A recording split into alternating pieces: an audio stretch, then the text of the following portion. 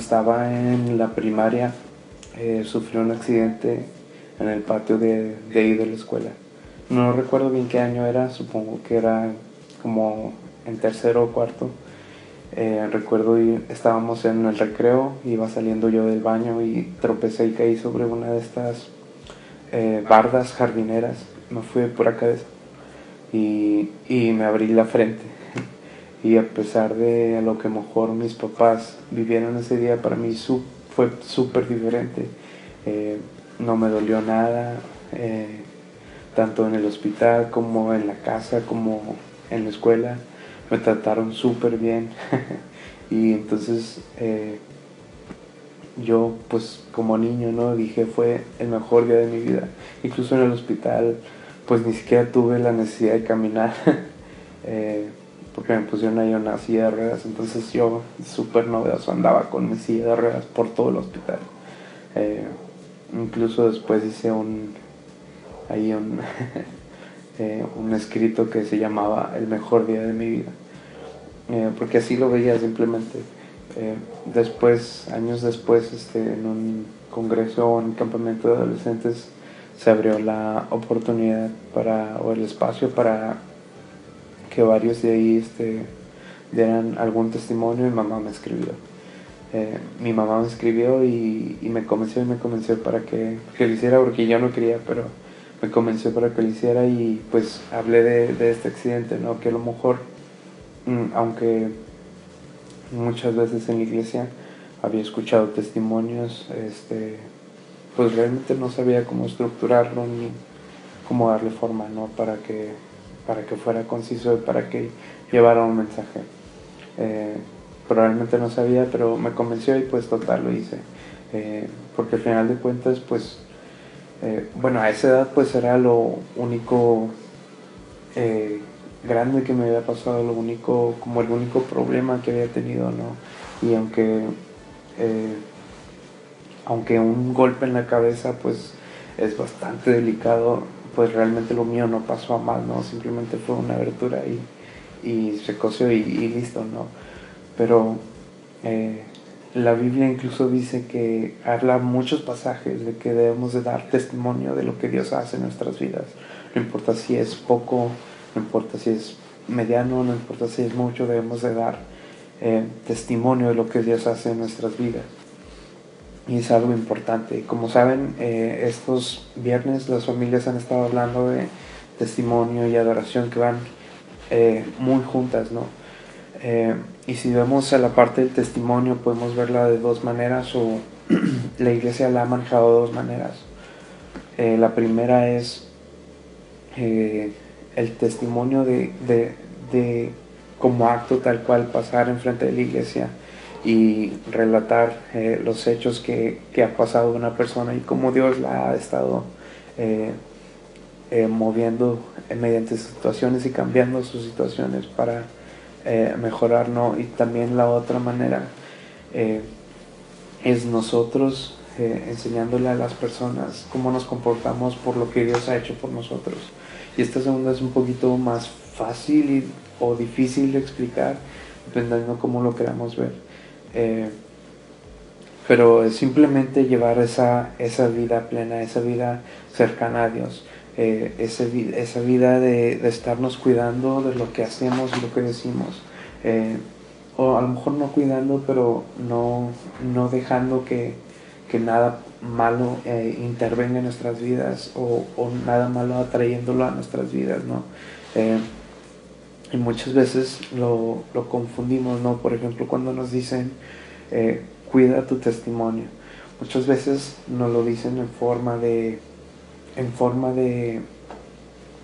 como protección para juzgarlo.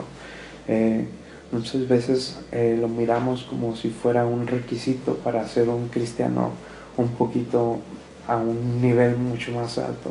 Y yo creo que no se trata de eso. Se trata de vivir esa vida cercana a Dios, no importa lo que los demás digan, sino porque si estamos viviendo una vida plena en Dios, vamos a estar primeramente bien con Dios. y seguramente vamos a estar bien con nuestros hermanos, ¿no? Como, no es como por ejemplo ese capítulo de Black Mirror en los que dependiendo de la interacción que tú tienes con esa persona te van rankeando, te van poniendo una evaluación de qué tan bueno, qué tan malo eres y va subiendo o bajando tu estatus dependiendo de las interacciones que tengas, ¿no? Cuidar tu testimonio es simplemente hacer vida con Dios y hacerla de la mejor manera, ¿no? En Salmos 119:2 dice: bienaventurados los que guardan sus testimonios y con todo el corazón te buscan, los que cuidan su testimonio, los que guardan sus testimonios y te buscan con todo su corazón, ¿no? O sea, es el primer, la primera versión de testimonio que vemos, ¿no? Que es simplemente cuidar, guardarnos de todo lo malo para estar bien con Dios y para estar bien con nuestros hermanos y buscarlo con todo el corazón. Y luego la segunda que hablábamos es meramente hablar de las bondades, de las maravillas que Dios ha hecho en tu vida.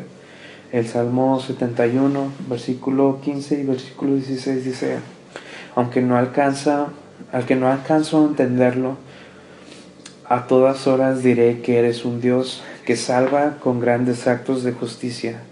Dios mío, ahora voy a recordar tus hechos poderosos y hablaré de la justicia que solo tú puedes hacer. Como este verso hay muchísimos más, toda la Biblia que dice: voy a declarar tus bondades, daré testimonio de lo que has hecho, etcétera, etcétera, etcétera, ¿no? Entonces también es algo que Dios nos invita a hacer, que nos exhorta a hacer para con todos, porque hay ciertos puntos, hay ciertos beneficios, hay poder en el testimonio que nosotros podemos dar para con nuestra comunidad de fe, ¿no?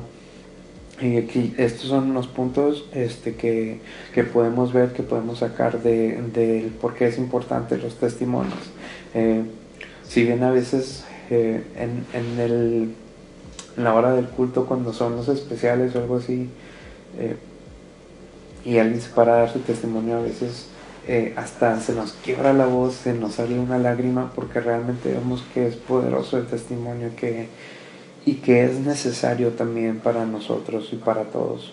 El primero es: magnificamos con nuestro testimonio, magnificamos, glorificamos y exaltamos a Dios. Y esto es donde digo que va de la mano con la adoración a Dios, porque en la primera, pues viviendo una vida de guardar tu testimonio, de acercarte a Dios con todo el corazón, es vivir una vida de adoración. Al final de cuentas estamos viviendo una vida de adoración, le estamos, como dice aquí, estamos glorificando, magnificando, exaltando a Dios.